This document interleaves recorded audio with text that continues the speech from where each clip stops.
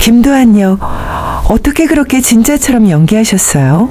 진짜였으니까요. 내 인생 첫 싸움은 영화가 아니라 학교였어요. 싸움 좀 했죠. 혈기도 왕성했고 겁도 없었거든요.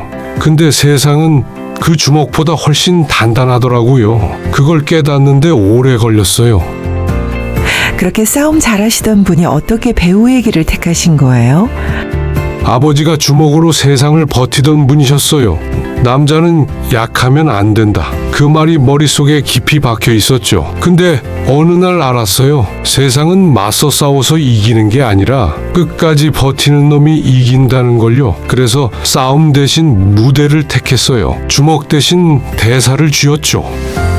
연극 무대요? 처음부터 배우가 꿈이셨던 건가요? 아니에요. 그냥 그때는 내가 뭘 해야 할지 몰랐어요. 근데 무대 위에 올라가니까 조명이 켜지는 순간 심장이 뛰더라고요. 그날 처음으로 느꼈어요. 주먹 말고도 사람의 마음을 움직일 수 있다는 걸요. 그 후엔 잘 풀리셨어요? 무명 생활이요? 그게 진짜 싸움이었어요. 촬영장 구석에서 제 대사가 잘려나가도 그냥 웃었죠. 그래도 나는 배우니까 그 생각 하나로 버텼어요. 그러다 운명처럼 김도한이 되신 거군요. 맞아요. 어느 날 전화 한 통이 걸려왔어요. 이대근 씨, 당신 안에 액션이 있습니다. 그 한마디, 그게 내 인생을 통째로 바꿔놨어요. 그날 이후 나는 김도한이 됐죠. 거리의 협객, 싸움판의 영웅. 그때 촬영 진짜로 그렇게 위험했어요? 진짜로요. 유리창은 내 몸으로 깼고 상대 배우 얼굴은 진짜로 맞았어요. 그게 진짜 사나이의 연기라고 믿었죠. 그래서 사람들이 나한테 미친놈이라 불렀어요. 근데 웃기지요? 그 미친놈이 스크린에선 가장 먼저 박수를 받았거든요. 그 시절이 인생의 절정이었나요? 그랬죠. 대종상, 나무주연상, 그날은 정말 세상이 내 발밑에 있었어요. 그때는 몰랐죠. 그 조명이 꺼진 뒤 내 인생이 완전 다르게 살아가게 될 줄 누가 알았겠어요. 그 이후로 한동안 활동이 뜸하셨잖아요. 무슨 일이 있었던 건가요? 무슨 일 있었죠. 사람들은 대종상 이후 내가 사라졌다고 말하더군요. 사실 사라진 게 아니라 나에게 큰일이 생겼었거든요. 지금은 문제가 아니지만 그땐 너무 힘든 상황이었죠. 궁금하네요. 그래요. 알고 싶으시죠? 잠깐만요. 영상 시작하기 전에 좋아요랑 구독, 알림 설정 부탁드릴게요. 요즘 젊은 친구들이 좋은 이야기를 영상으로 만든다고 하니 우리 같이 좀 도와줘야죠. 그래야 다음 이야기도 잘 만들어주니까 꾹 눌러 구독 챙겨주자고요. 자, 그럼 지금부터 별 스토리 시작해볼까요?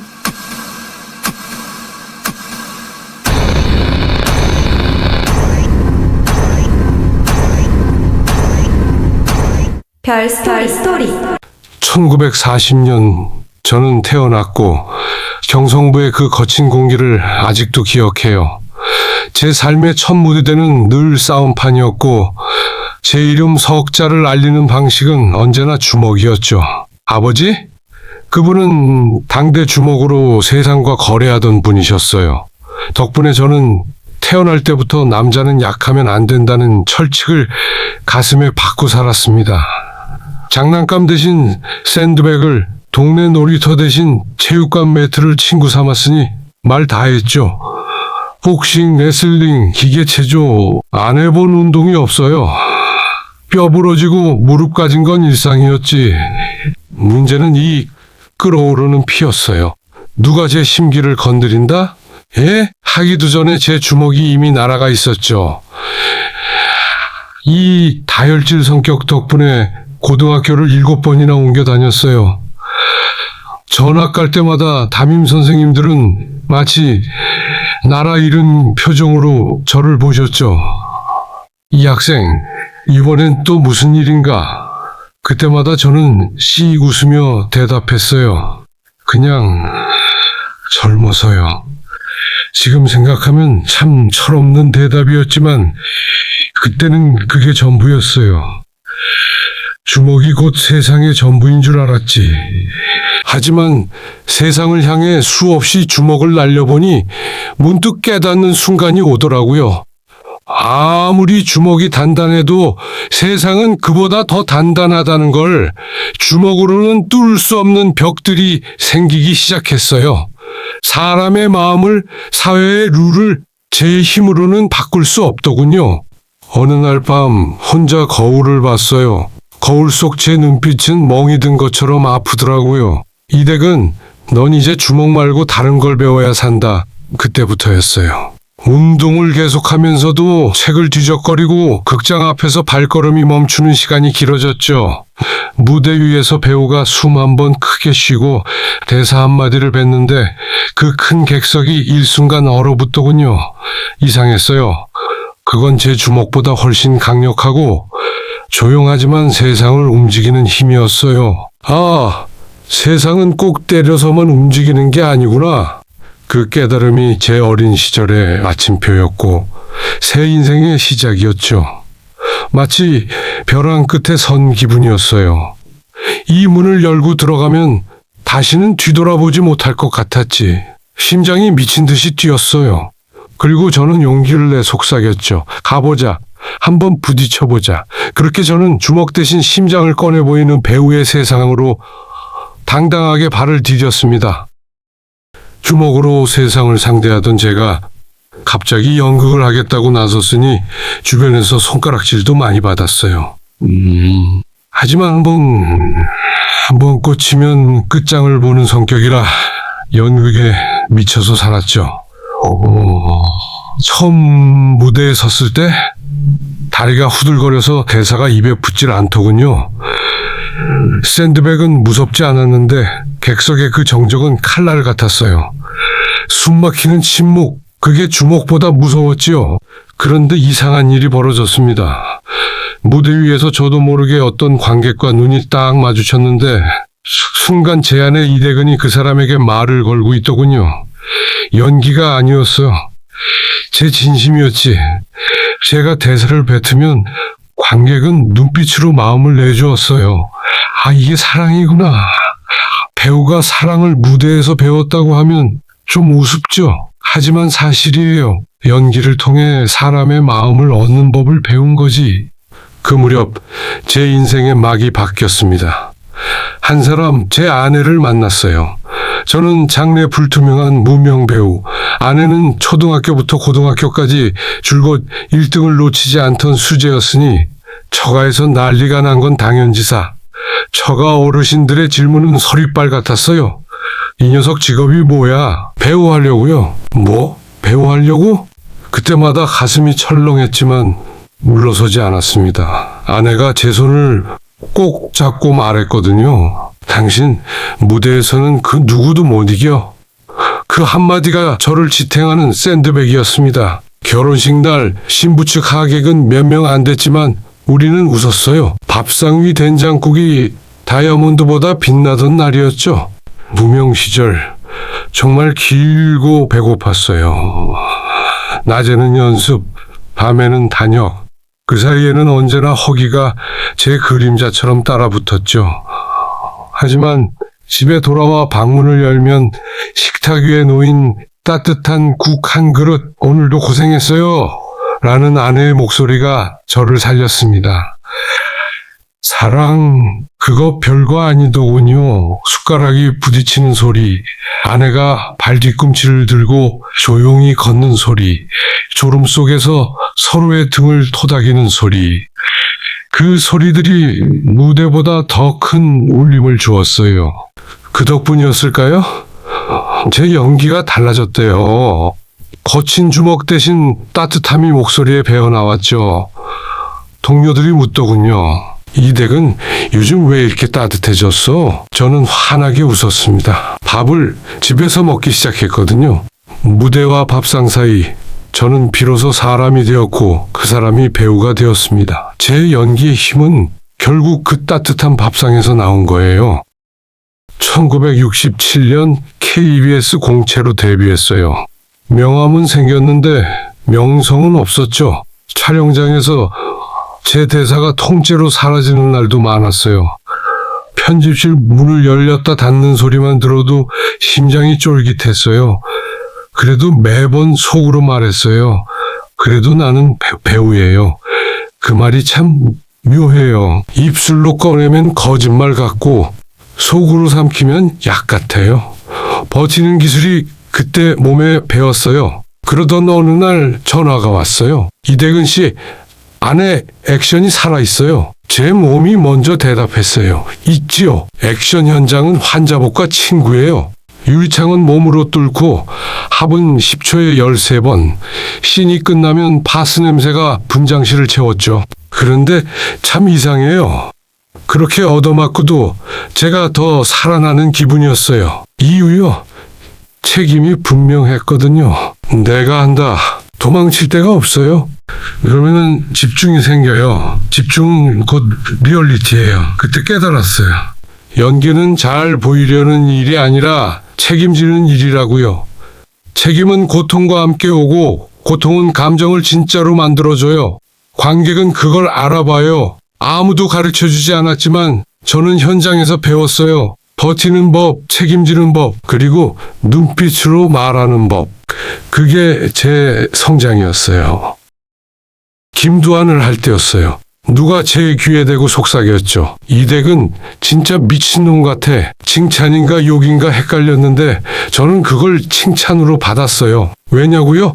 진짜처럼 보였다는 뜻이잖아요. 어떤 날은 통유리를 맨몸으로 깨고 나갔어요. 형님, 이거 위험합니다. 스태프가 말리면 제가 웃었죠. 그럼 멋이 안 나요. 폭파신에서는 물 위로 떠오르는 고기들 사이에서 구조됐어요. 귀에서는 한동안 삐 소리가 멈추질 않았죠. 집에 돌아오면 아내가 파스를 척척 붙였어요. 당신 배우예요? 환자예요? 저요? 배우 환자였어요. 그렇다고 액션만 한 건 아니에요. 뽕.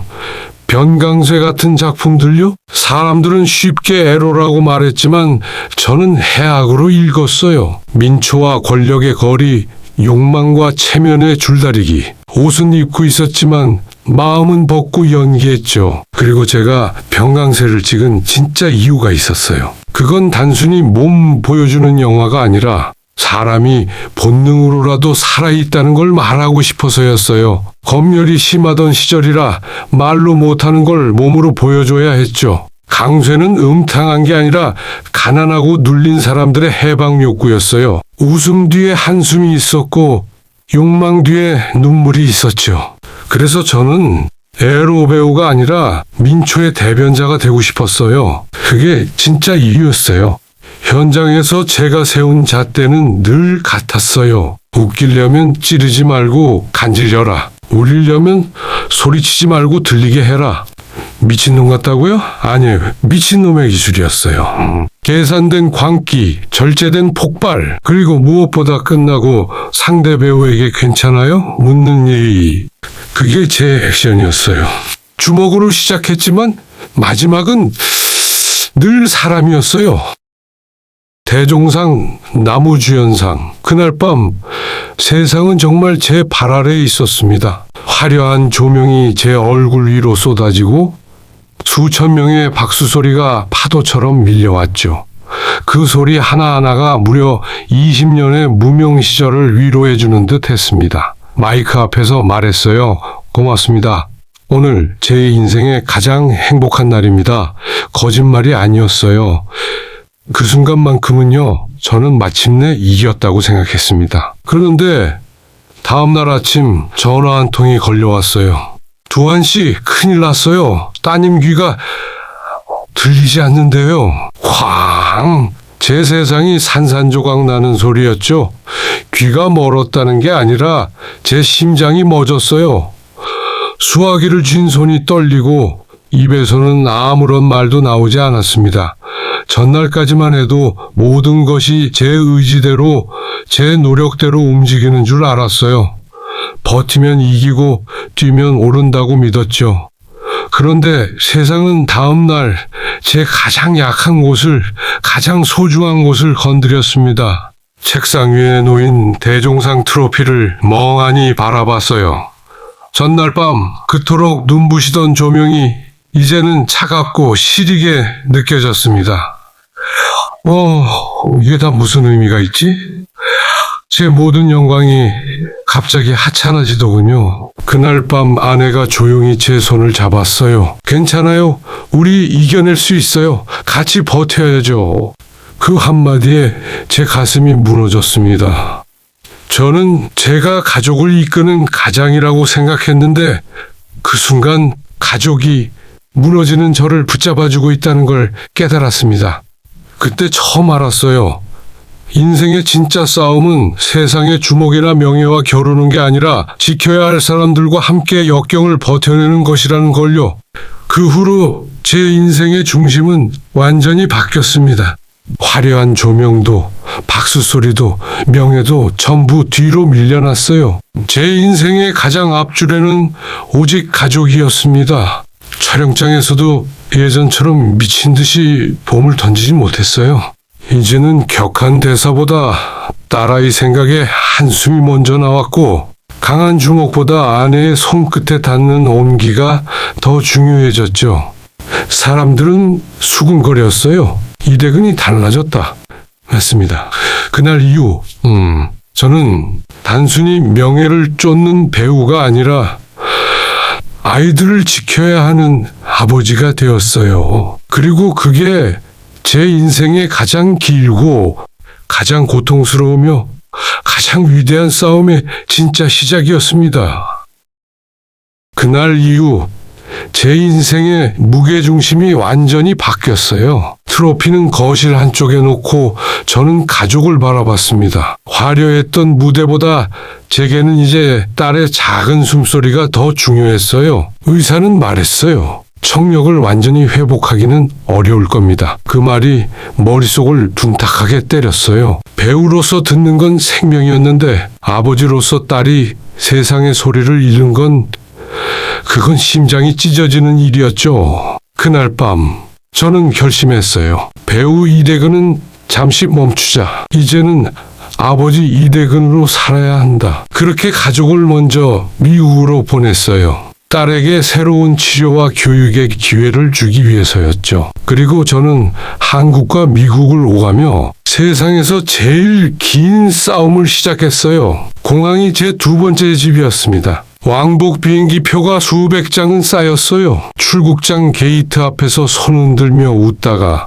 등을 돌리면 눈물이 났어요. 가족을 위해 떠나는 게 아니라 가족을 두고 떠나는 기분이었거든요. 그 시절 미국은 저에게 또 다른 전쟁터였어요. 말도 통하지 않았고 이름을 알아주는 사람도 없었어요. YMCA 건물 안에 작은 매점을 얻어 아내가 가게를 운영했죠. 저는 새벽마다 짐을 나르고 계산을 돕고 저녁이면 폐점 후 의자를 하나하나 올려놨어요. 무대 위에서 관객의 박수를 받던 제가 이젠 동전 하나에 감사하며 살았어요.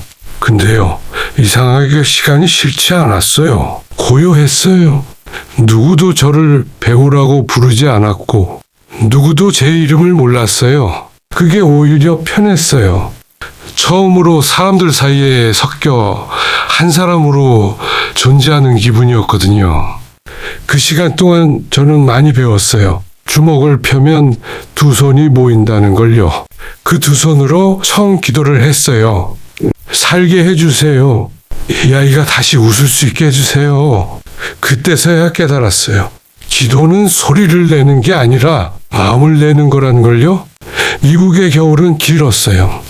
가게 문을 닫고 집에 돌아오면 딸이 소리 대신 손짓으로 저를 불렀어요. 그 손끝에서 마음이 전해졌어요. 아빠 괜찮아요?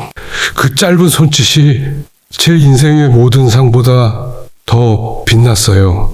세상은 멀리 있었지만 가족은 가까이 있었어요. 조명이 사라진 자리에서 비로소 제가 사랑해야 할 사람들을 똑바로 볼 수 있었어요.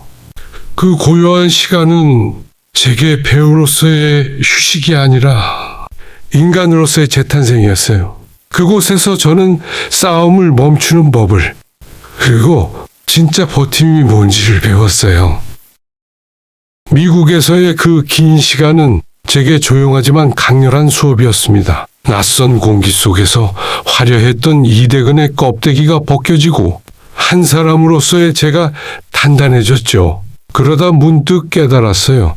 이제는 돌아가야겠다. 이곳에 짐을 내려놓고 내 나라로 오랜 시간이 지나 한국 땅을 다시 밟았을 때 공항문을 나서는 순간 느낀 건 차가운 공기 대신 이상하게 따뜻한 냄새였습니다. 이대근 씨, 누군가 알아보고 손을 흔들 때 그 소리가 참 반가우면서도 낯설더군요. 잊혔다고 생각했는데 누군가 저를 여전히 기억하고 있다는 사실이 울컥했습니다.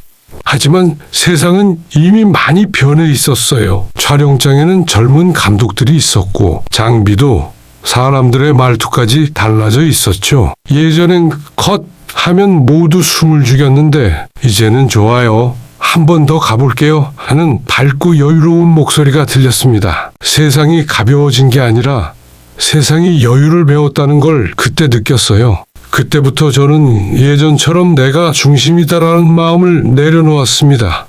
이젠 나보다 젊은 배우들이 땀 흘리며 연기하는 걸 지켜보는 게 더 재미있었죠. 그들이 제 예전 대사를 흉내내며 웃을 때면 저도 모르게 피식 웃음이 나왔어요. 야, 아직도 그걸 기억하네. 그 말 한마디에 마음이 따뜻해졌습니다. 촬영장 구석에서 불안하게 떨고 있는 신인 배우가 있으면 조용히 다가가 물 한 잔을 건넸어요. 호흡부터 잡아. 그 짧은 말이 얼마나 큰 힘이 되는지 저 역시 무명 시절을 거친 배우였기에 너무 잘 알고 있었거든요. 제4공화국 시리즈에서 차지철 역할을 맡아 이대근이 돌아왔다고들 했지만 그때의 저는 예전의 이대근이 아니었습니다. 이젠 보여주려는 연기가 아니라 사람을 이해시키려는 연기를 하고 있었죠. 세상을 향한 주목이 아니라 사람의 마음을 향한 시선으로 연기했습니다. 그 후 서울의 달 같은 작품에서 보여드린 제 얼굴에는 화려함 대신 평화가 있었어요. 사람들은 달라졌다고 했지만 사실은 이제야 제 본 모습이 연기에 스며들었던 거예요. 한때는 조명을 독점하려 했지만 이제는 그 조명을 나누고 싶어졌어요. 젊은 배우들이 더 반짝이는 걸 보며 이제 내 역할은 이 빛을 비켜주는 거구나. 그 생각이 들더군요. 돌아와 보니 세상은 많이 바뀌었지만 사람의 마음은 그대로였습니다. 웃고 울고 사랑하고 버티는 건 예나 지금이나 다르지 않으니까요. 그래서 요즘은 매일 다짐합니다. 세상이 변해도 연기는 결국 사람 냄새가 나야 진짜다. 그게 세대와 세대를 이어주는 끈이죠. 후배들이 제 이름 앞에 선생님이라 부를 때마다 저는 웃어요. 나도 예전엔 그랬어. 누군가를 존경하며 배웠고 이제는 나도 그렇게 비춰지는구나. 새로운 세상에서 옛 마음으로 다시 처음처럼 매일 연기를 연습합니다. 이제는요, 조용히 삽니다. 젊을 땐 주먹으로 버텼고 배우가 되어선 연기로 싸웠어요. 그리고 지금은 사랑으로 버팁니다. 예전엔 세상을 이겨야 한다고 믿었어요. 지금은 세상과 함께 살아야 한다는 걸 알았죠. 무대는 떠났지만 내 안의 배우는 여전히 살아있어요. 새벽에 눈을 뜨면 하늘을 보며 한마디 해요. 오늘도 고맙다. 이젠 싸움도 경쟁도 조명도 필요 없어요. 그 대신 사람 냄새, 밤 냄새, 그리고 기도하는 손에 온기만 있으면 돼요. 그래서요. 사람들이 묻습니다. 이대근 아직도 버팁니까? 저는 웃으며 말해요. 예. 그런데 이제는 주먹으로가 아니라 사랑으로 버팁니다. 이대근 배우님의 이야기 잘 들으셨나요? 저는 감동이었어요. 화려한 조명 아래 세상이 그를 배우라 불렀지만 그 무게 뒤에는 가족을 위해 사람으로서 버텨야 했던 한 남자. 누군가는 영광이라 말하겠지만 주먹 대신 인내로, 명성 대신 가족으로 그는 그렇게 자신의 무대를 지켜냈습니다. 이대근 그 이름은 배우의 전설이 아니라 아버지로서 인간으로서의 교과서입니다. 그의 삶이 마음에 닿았다면 구독과 좋아요, 따뜻한 마음으로 남겨주세요. 감사합니다.